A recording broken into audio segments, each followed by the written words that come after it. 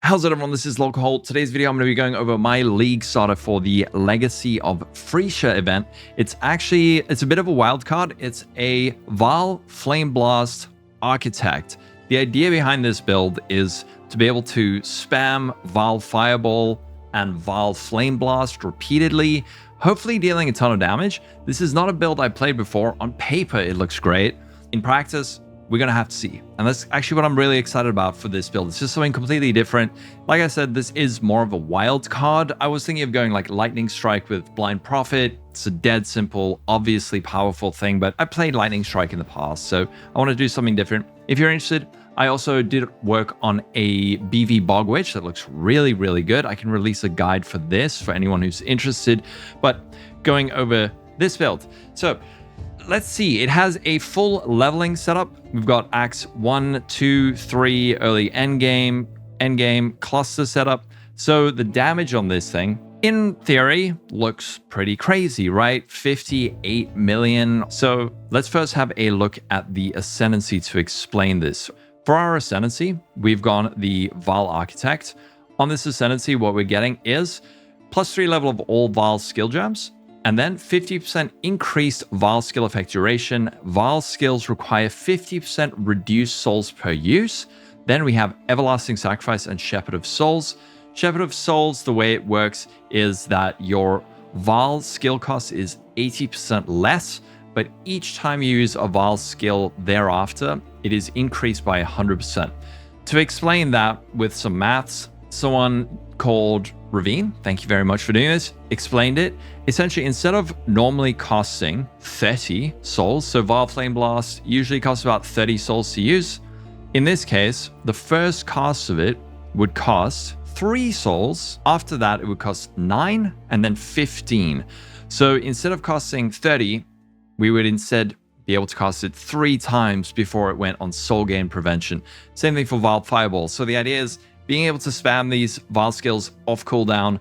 They have very, very, very short soul gain preventions of like 1.5 seconds. So it's like spam them, triple Vaal Fireball. That's why we are taking those first 2 Ascendancies. Shepherd of Souls is just for being able to cast our Vaal skills more often. Same with Fever for Corruption.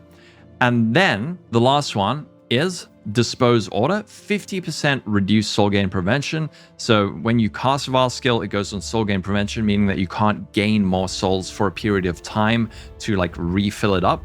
But we also get 186% increased Vaal critical strike chance. So getting crit caps on this thing, or at least close to, fairly easily. That is the theory. Let's go over the tree first. So to level, going to be a kind of classic leveling. I've got these loadouts up here, top right, click here.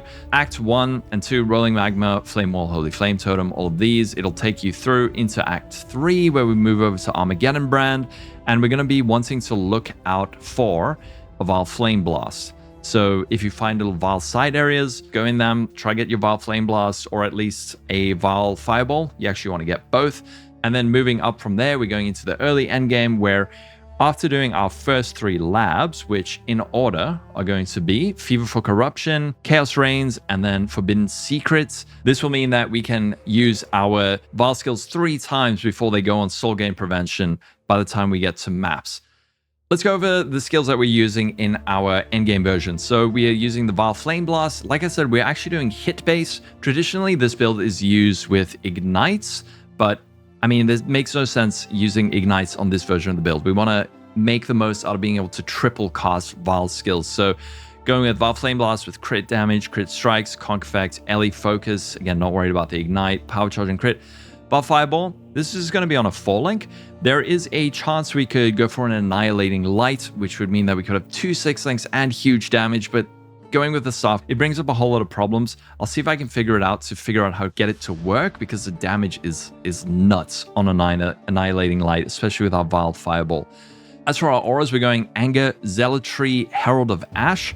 Purity of Fire is optional. If you feel that you need increased maximum fire res for your Righteous Fire, that probably won't be necessary, but it is there.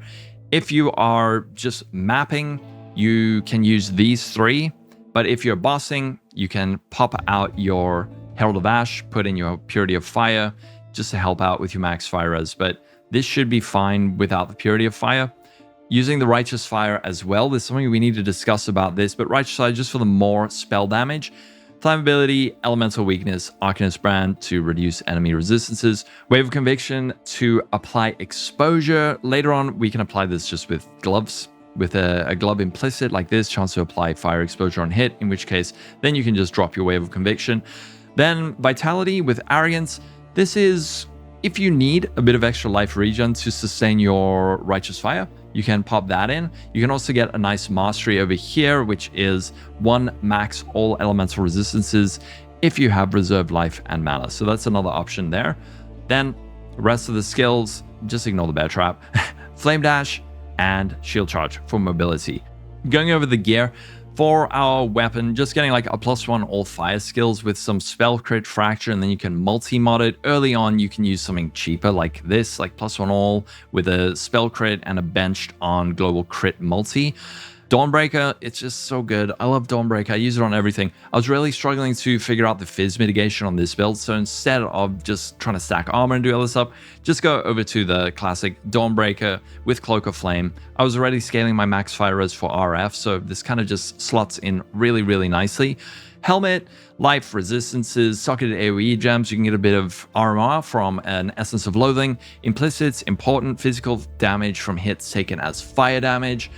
Cloak of Flame, this is a tier 3D unique, so not that common, not that uncommon. You might not find one of these if you're playing SF. Actually, probably unlikely you'll find one of these if you're playing SS early on. But if you're playing in Trade League, depending on how popular Cloak of Flame is going to be, which I suspect is possibly not really, everyone's going to be playing like Whisperer and the other ones, this should be fairly cheap. I think it was about 10C in the first couple of days of Settlers League. Looking at gloves, chance to unnerve on hit, giving us some increased damage, fire exposure that allows us to drop our Wave of Conviction, life resistances, and then very, very important benchcraft is 60% increased damage with Vaal skills. This is a 1 Vaal Orb craft. It rolls from 20 to 60%. You find this in the Caverns in Act 2. So in the Caverns in Act 2, when you're going up the pyramid, there's like a little hidden door that you can find this craft behind. This is really, really good. 60% increased damage, and like I said, it only costs 1 Vaal Orb, so you can re-roll it. It does have quite a wide roll range, but really good for what it is. Boots, going for max fire res on the implicit, chance to avoid elemental ailments. Also Dawnbreaker, another thing I didn't mention. It has just like a ton of armor, which is great. Fizz taken as fire, which is great. Another thing that's great, good high chance to block, and also scorch enemies in close range when you block.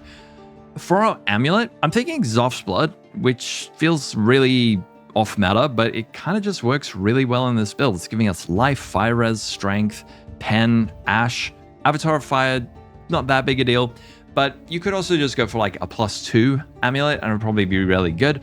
As for the Anoint, Infuse on this version, we are scaling crit and we're going to be using Inner Conviction, 3% more spell damage per power charge. If you want to go just like full giga damage, you can anoint Infuse for another power charge. Otherwise, what you can do is anoint something like, there's a lot of really good options. Deflection, this is some kind of endurance charge generation.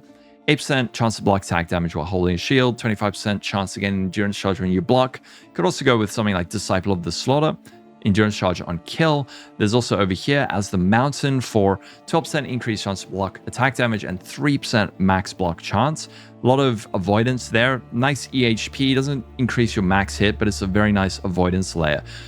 Then as for our rings, just going with preferably a ruby ring. You can also go for an amethyst ring, but if you get a ruby ring, it will increase your fire resistance, which we are using with this over here. Regenerate 1 life per second for each 1% uncapped fire resistance. So more fire resistance uncapped means more life regen, which lets us sustain our RF, gives us a little bit of recovery.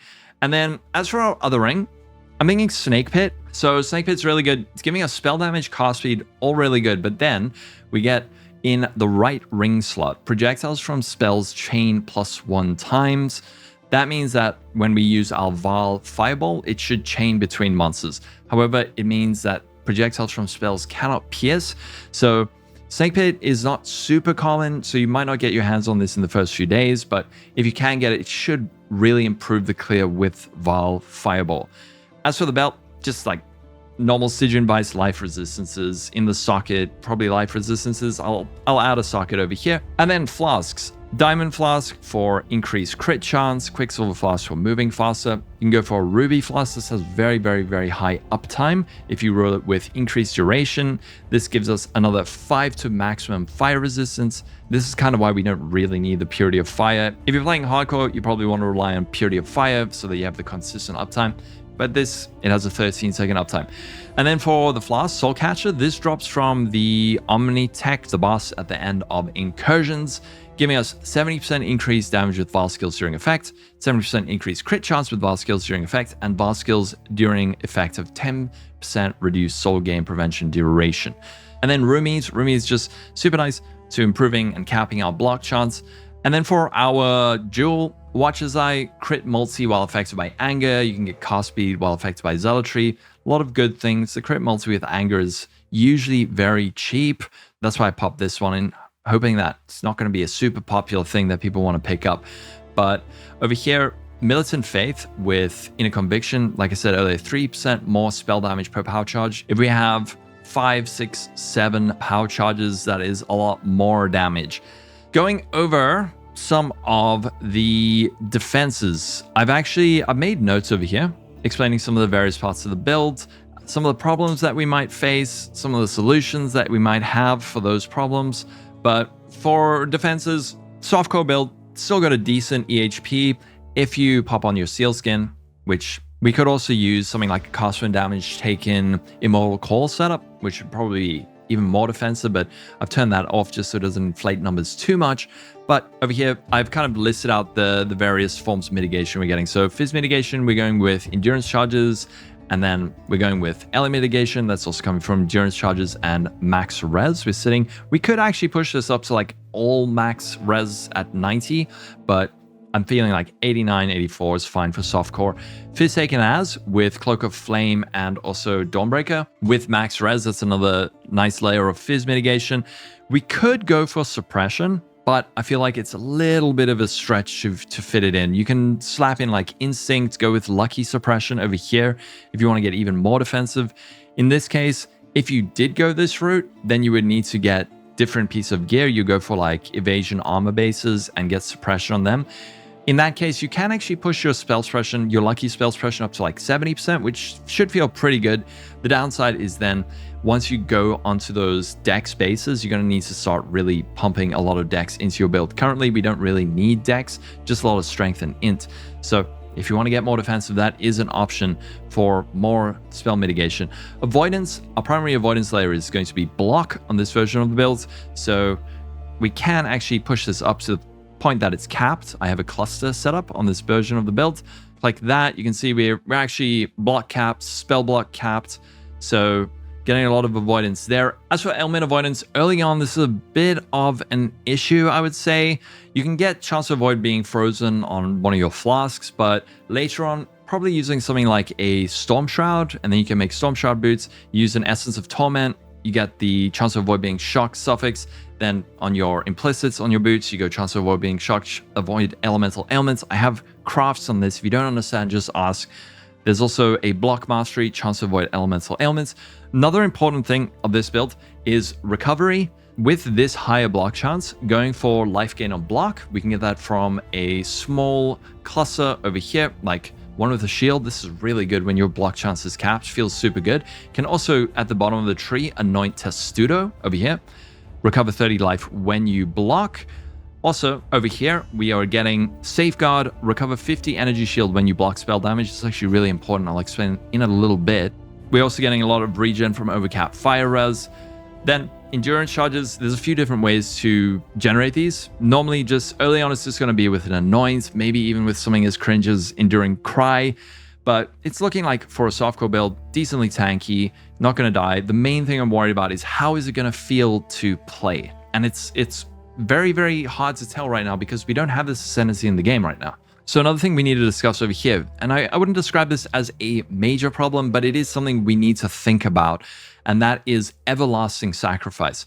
So one of our ascendancy points is this node here, Everlasting Sacrifice. When you reach full energy shield, sacrifice all energy shields to gain +5 to all maximum resistances for 4 seconds.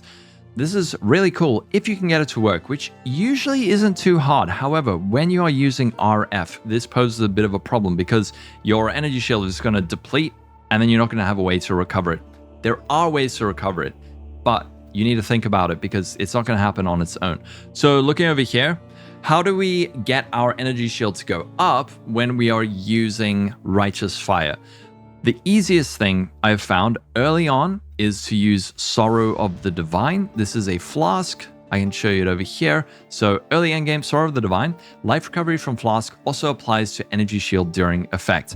So if you have this active, it's a Sulfur Flask, which is great. Have this active, use your Life Flask. Your energy shield will pop up to max. When it hits max, it'll instantly get pushed back down to 0 and you'll get the +5 max res. So this is all just to get the +5 max res. It's super worth it, but it does pose a few problems. Another way to get around this, and this is what I think Captain Lance is doing to use your Everlasting Sacrifice, is to go Divine Flesh. All damage taken bypasses energy shield. So this will mean that your RF doesn't damage your ES. Unfortunately, I can't really find a spot to put in the build. Captain Lance puts it down here, and then he grabs Eternal Youth as Divine Flesh.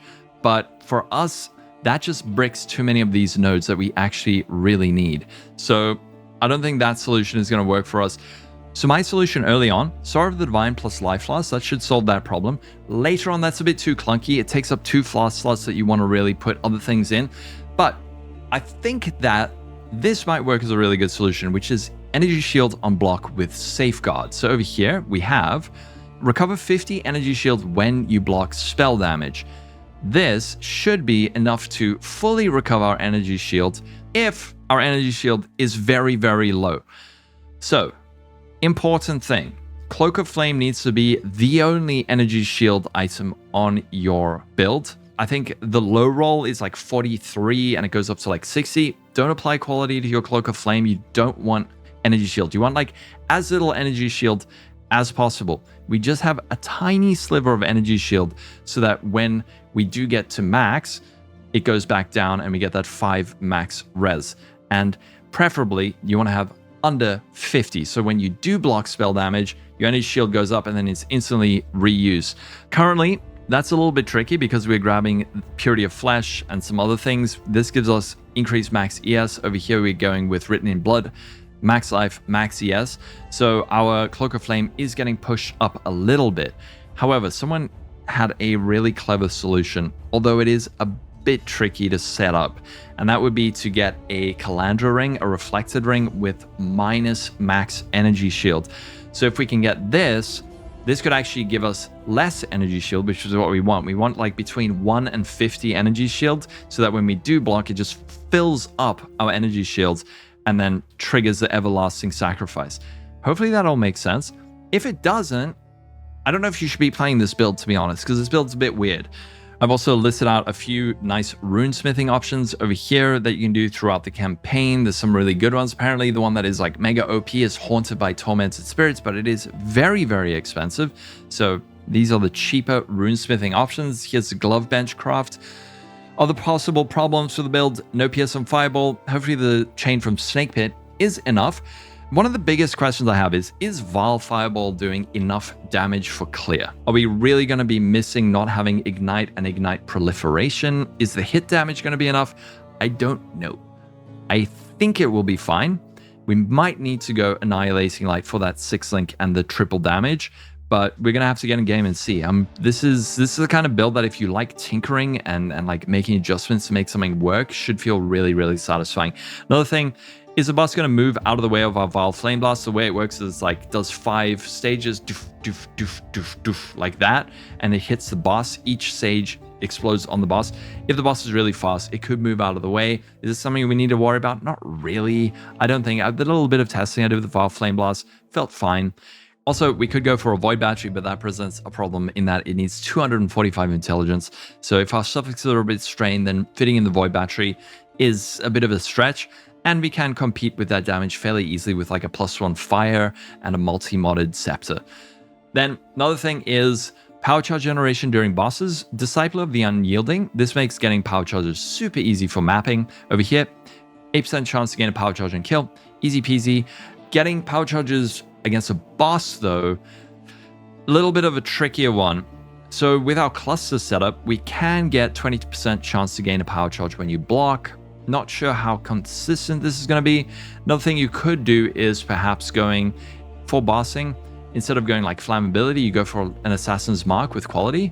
5.9, how much is it? 6.5. It is like a fairly significant damage loss, but it does at least get you those power charges. So with quality, cursed enemies have a 5% chance to grant a power charge when hit. So that's a possible option that we could throw in there, but still another bit of a problem that needs to be solved. Endurance charges, we've gone over. And then the tree, endgame tree. Going up this way, getting some life, and over here, getting some block stuff. This is giving us max res, chance to block spell damage and attack damage, super good sanctuary. Over here, again, we don't really care about the fire damage over time, but the life regen is great for RF, and it's also giving us this fire mastery, regenerate 1 life per second for each 1 uncapped fire resistance. Heading over here, just grabbing some more life, an endurance charge or power charge. Again, the Watcher's Eye over here. Early on, getting Divine Judgment is great. Later on, it doesn't feel quite worth it. Over here, Holy Dominion, just elemental damage, elemental resistances, Light of Divinity for spell damage, spell crit. And then up here, Sovereignty for RMR, Reservation.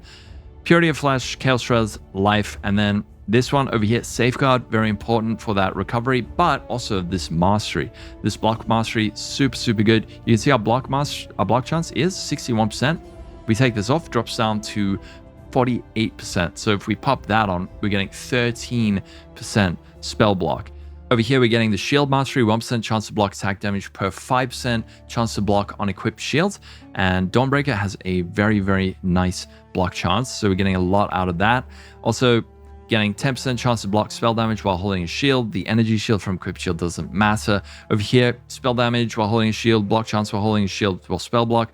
Disciple of the Forbidden, chance to gain a power charge on kill and damage per power charge.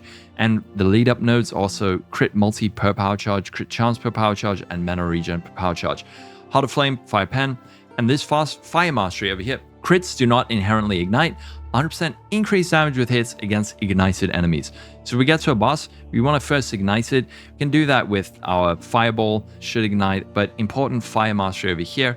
Over here, getting some life, mastery, life, and then power charge.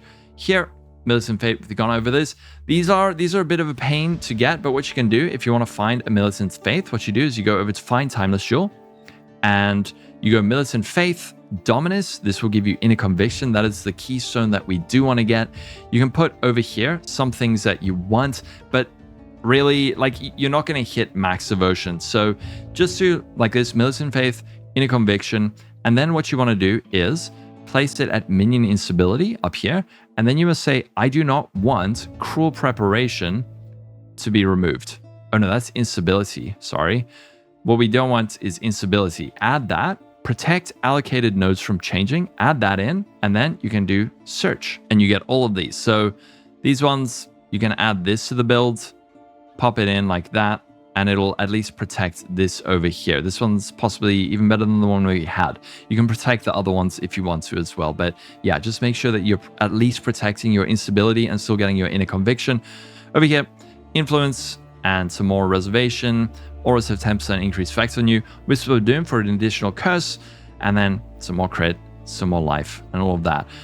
Going over here to Snowforged would be great. If you do get to level 100, that would be rad. A lot of extra damage there, but I don't know if it's super worth it. Then last thing, probably just looking at the clusters. Spell damage cluster. Mage Hunter giving us block chance and spell damage, and also chance to gain a power charge when you block, 20%. Also going with Powerful Ward, another 20% chance to gain a power charge when you block. Hopefully that's enough to gain some when you're bossing, or at least sustain. If you can't sustain it while bossing, I think this 100% increased charge duration is super good. We can also get over here, power charge duration. So this will make our power charges last for, I think, like 22 seconds. That's much more helpful, means that our power charges won't fall off while we are bossing. Then over here, Conjured Wall, increase chance to block spell damage if you've cast a spell recently, which we have. Over here, then, going for crit medium clusters, Basic Pain, Pressure Points, Classic Setup, Crit Chance, chance to deal double damage with your crits, damage, crit chance. Same thing over here. I was thinking of maybe going for a Flask medium cluster so that we could go for like Spiked Concoction for Alchemist's Genius, but I don't really know. Just go for just damage. We're playing softcore. Then for these small clusters, these are like questionable. You could maybe just go for, I don't know, like Forbidden Flash Flame or just 2 really good elemental normal jewels in here, like with crit multi and crit chance. But otherwise, I have opted for one with the shield. This is for the life recovery when you block and just 50% increased defenses from your shield. And over here, powerful ward, 10% chance to block spell damage while at max power charges, and also chance to gain a power charge when you block. So all in all, that's the build. If you have any questions, join the Discord and ask. But again, this is like a wild card. On paper, this looks super rad. In practice, I don't know. I've had experiences with PoE builds where it looks cool on paper and then you play it and it sucks. Could be the case with this, but I'm looking forward to it. I'm really excited to play this. If you want to see the BV build, let me know. I'll link it or I'll make a video for it. But otherwise, have a wonderful day. What are you playing? Let me know in the comments below, and I'll catch you later.